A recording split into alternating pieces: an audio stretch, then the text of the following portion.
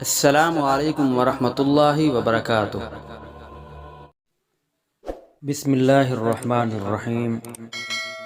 حضرت عائشہ رضی اللہ تعالی عنہ بیان کرتی ہیں، میں نے رسول اللہ صلی اللہ علیہ وآلہ وسلم کو فرماتے ہوئے سنا، لوگ روز قیامت ننگے پاؤں، ننگے بدن اور بلا ختنہ اٹھائے جائیں گے۔ میں نے عرض کیا، اللہ کے رسول، مرد اور عورتیں اکٹھے ہوں گے، وہ ایک دوسرے کو دیکھیں گے؟ آپ صلی اللہ علیہ وآلہ وسلم نے فرمایا، عائشہ، وہ قیامت کا معاملہ اس سے بہت سنگین ہوگا کہ وہ ایک دوسرے کو دیکھیں۔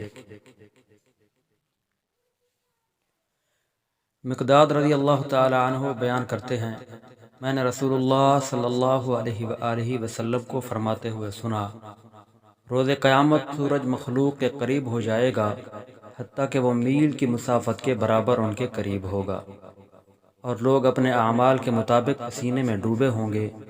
ان میں سے کسی کے ٹخنوں تک ہوگا، کسی کے گھٹنوں تک ہوگا، کسی کے ازار باندھنے کی جگہ تک، اور بعض کے منہ تک ہوگا۔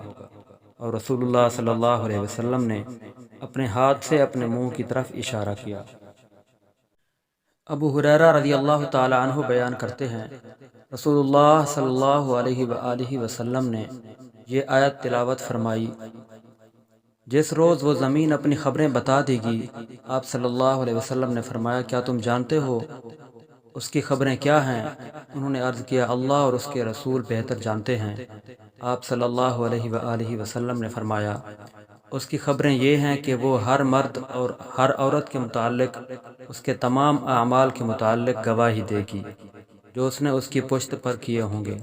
وہ کہے گی، اس نے فلاں فلاں دن مجھ پر فلاں فلاں کام کیا تھا۔ آپ صلی اللہ علیہ وآلہ وسلم نے فرمایا، یہ اس کی خبریں ہیں۔